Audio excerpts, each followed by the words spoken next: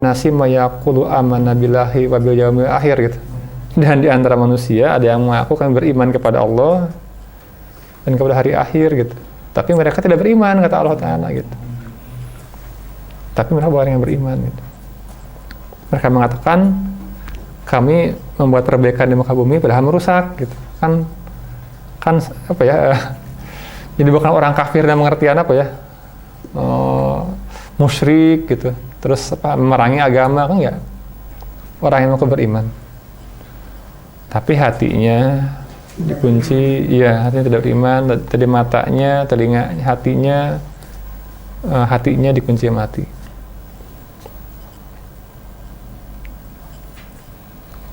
Makanya tadi yang ulaika kal an'am, mereka seperti ternak, betul nggak? Nah, itu makanya di alam akhirat jadi ternak gitu, diberikan bentuk. Nah itu yang oleh orang-orang hakikat, walaupun raganya belum ternak, tapi itu orang itu kenapa marah-marah, arogan dan sebagainya, karena memang isinya juga itu gitu. Isinya juga gitu. Tidak punya akal itu. Akal dalam. Ya, diteruskan ke surat 7 biar melengkapi.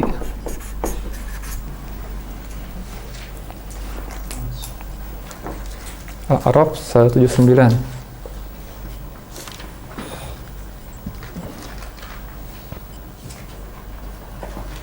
Dan sesungguhnya kami jadikan untuk neraka jahanam kebanyakan dari jin dan manusia tuh. Kasirom minal jinni wal ins. Kebanyakan manusia begitu. Mereka mempunyai hati tetapi lahum qulubun la yafqahuna biha walahum ayunun la yubsiruna biha walahum azanun la yasma'una biha ulaika kal an'am bal hum adall ulaika humul ghafilun. Mereka mempunyai hati tapi tidak dipergunakan buat memahami. Mereka mempunyai mata tapi tidak bisa digunakan buat melihat. Mereka mempunyai telinga tapi tidak bisa digunakan buat mendengar ayat Allah.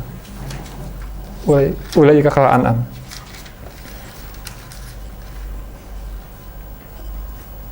Nah, kita dalam kehidupan keseharian karakternya jangan seperti an'am, tidak berakal itu. Nah, kenapa orang tidak berakal? Karena tadi mekanismenya dua hal ini, hawa dan syahwat masuk ke gitu, jadi karakter gitu. Jadi apa-apa yang dalam suduru kita itu yang akan menjadi kepribadian kita. Makanya setiap bayi terlahir fitrah karena bersih awalnya mah gitu. Orang tuanya lah yang membuat dia menjadi seorang Nasoro, seorang Yahudi, Majusi. Warna rumah tangga itu yang membuat si anaknya dia keras hati, pembangkang, atau misalkan apapun gitu. Atau hal-hal di rumah tangga yang membuat anaknya menjadi rusak gitu, karakternya.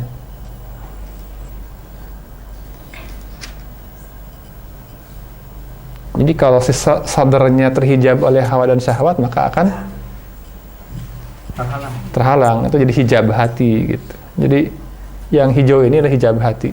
Kalau terhijab oleh hijab itu Pak, berarti nurnya juga lama-lama akan meredup. Iya, otomatis. Nur itu kan nur ilahi. Iya. Yang di dalam qalb iya. itu. Iya. Juga lama-lama akan redup gitu karena ada terhalang oleh iya, hijab. Iya, betul. Ya seperti ruang ini di sampah yang banyak kan gitu. Tertutup hatinya. Apa artinya si jiwa ini? Nurnya ada Pak ya. Nurnya tetap ada, sinarnya itu cahayanya tetap ada. Iya, sementara terhalang. Tutup. Iya. Jadi nggak keluar sinarnya. Iya. Si jiwa tidak memperoleh sinar hati. Iya. Gitu. Jiwanya yang iya. mati. Jadi jiwanya mati gitu. Jiwanya mati tapi nurnya tetap ada. Ada sebenarnya. Berarti dibuang lancar lagi. Iya. Jadi seorang pejalan berusaha menghidupkan kembali kolbnya. Iya, gitu. Tadi hidup kembali dengan sebuah pensikapan yang betul-betul ingin diatur, ingin dibina, ingin dibentuk. Gitu. Dituntun. Jadi bukan ngebentuk saya mau jadi begini, bukan begitu. Pasrah. Ya, karena saya pengen jadi profesor, pengen jadi ahli ini, pengen jadi itu tuh yang membuat itu jadi obsesi di hal yang salah. Pengen jadi pengarang yang handal, pengen menjadi ini ahli ini, itu yang nggak boleh. Gitu. Bahwa kemudian jadi seperti itu tidak apa-apa jadi ahli, tapi jangan sampai kita ada semacam obsesi yang seperti itu. Itu yang menghalangi pertobatan. Itu yang membuat orang tidak bisa aspek dunia jabarut malakut tidak keluar gitu. Jadi khazanah siapa dirinya terbuka gitu.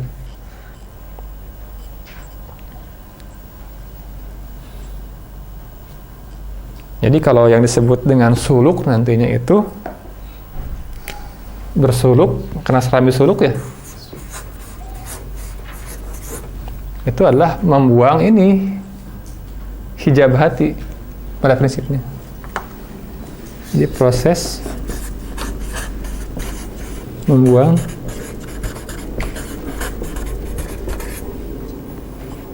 atau mentajrid lah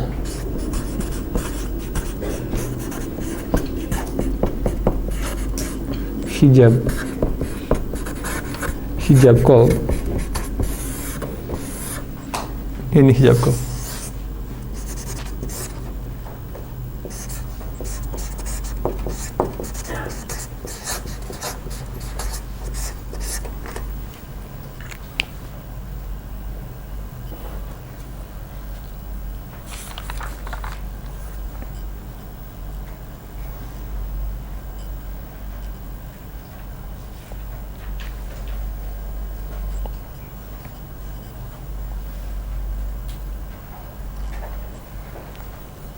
Kalau fungsinya mursyid itu untuk membimbing kita tuh, membantu kita menemukan fitrah diri kita. Iya, membantu kita dalam hal membuang ini hijab hati dulu. Gitu. Terutama itu.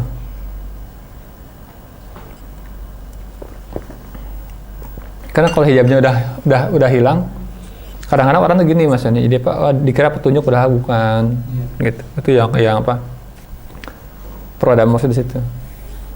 Dikira nabi pada jin gitu, atau iblis gitu atau apa.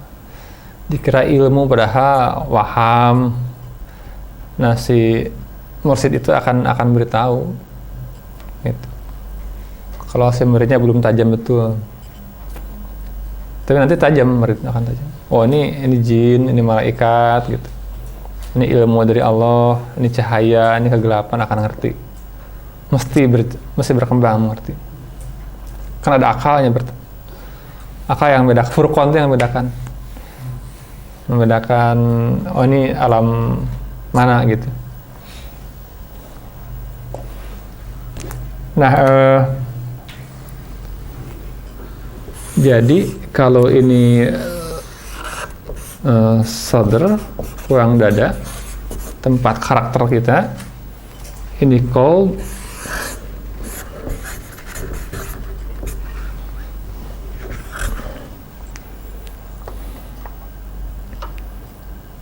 jadi yang memancar ini di sini, yang memancar begitu.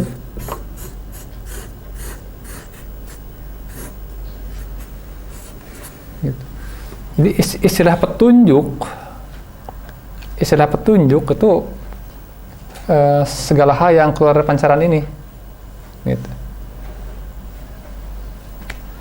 Itu nur ilahiyah, Pak. Kenapa? Cahaya ilahiyah. Cahaya ilahiyah. Jadi apa ya Pak? Kalau punya klise film, gitu. Apa ya? Ada gambarnya di situ. Kan kalau disemprot sama proyektor, kan terpancar ya, gitu. Kayak di bioskop ada film terpancar. Jadi kira-kira ini tuh cahaya yang memancarkan sesuatu di sini, ada khazanah gitu. dipancarkan, nempel ke jiwa gitu. Jadi siapa kita sebenarnya itu ada dalam dada ini sebenarnya. Sudah. Ya. Jadi siapa kita yang sebenarnya, bagaimana kepribadiannya, ilmunya, semua sudah ada dalam dada masing-masing. Gitu.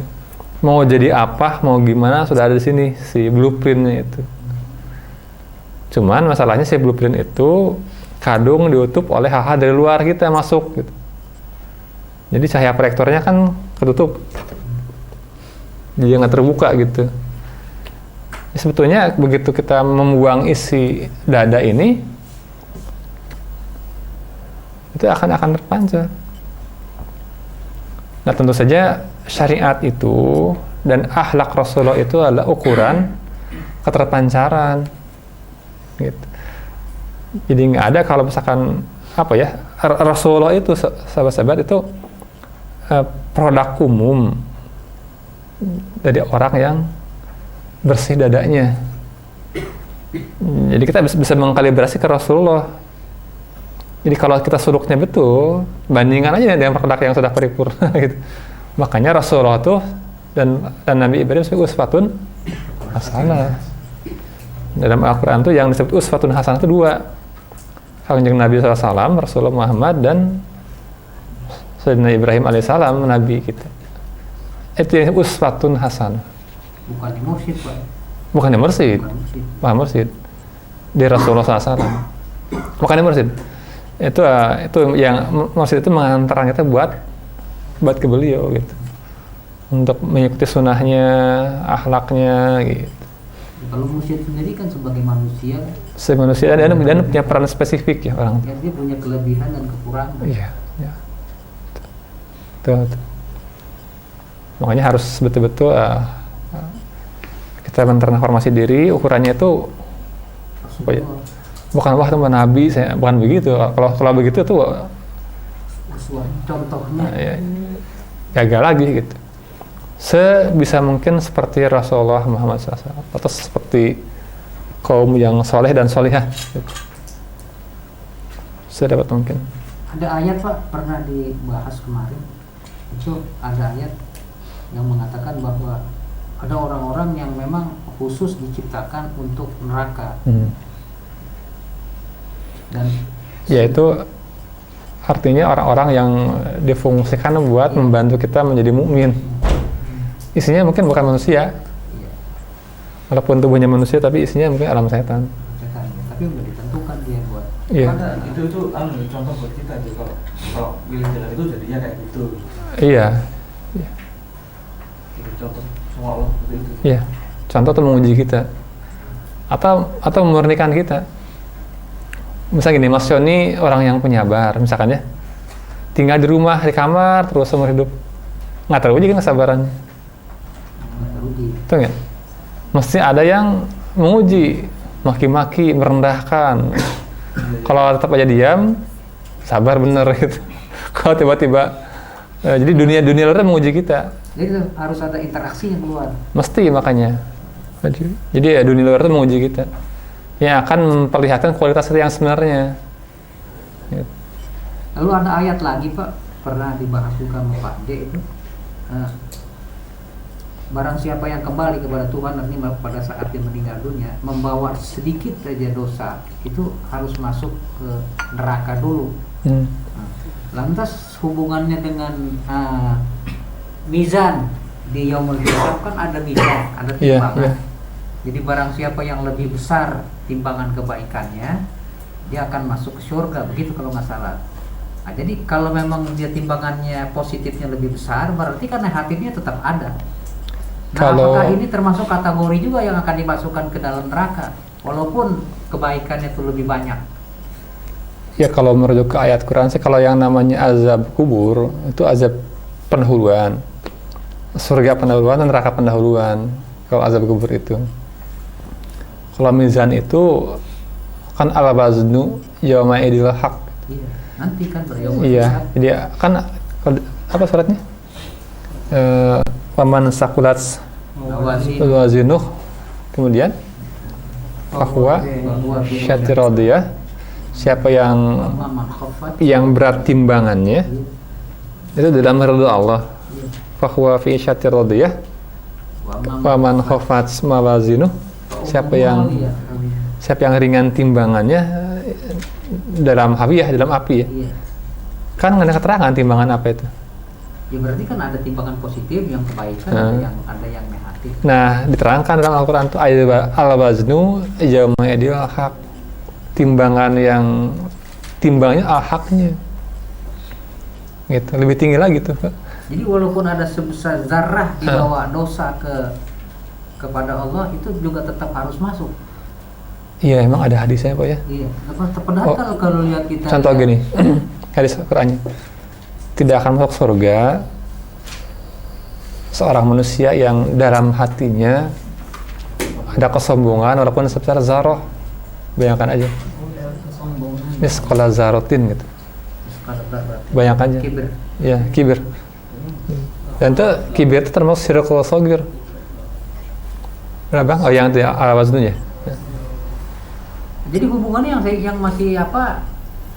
Walaupun dia membawa sebiji zarah kesalahan atau dosa kepada Tuhan, dia tetap akan dibersihkan dulu di dalam siksa Tuhan. Padahal mungkin dia membawa kebajikan yang banyak menurut wazan. Iya, iya. Nanti semua kebaikannya akan diberikan setelah hilang semua keburukannya. Oh, bukan berarti ada plus bukan. negatif. Bukan. Gitu. Bukan. Kita demi Allah sungguh-sungguh bahwa kita harus masuk ke alam barzah hati yang betul-betul salim, yang bersih, nggak ada keujuban, merendahkan orang lain, betul harus bersih, betul harus salim hatinya itu. Jadi kalau kita masih membawa arogansi, membawa yang bisa, kita harus berjuang untuk tidak punya hati seperti itu, bertobat terus. Karena kalau nggak masuk ke alam kubur itu fatal sekali. Jadi fatal. Jadi harus dibersihkan dulu. Kalau di alam kubur kita juga berjalan juga berjalan dan dibersihkan juga. Dibersihkan gitu.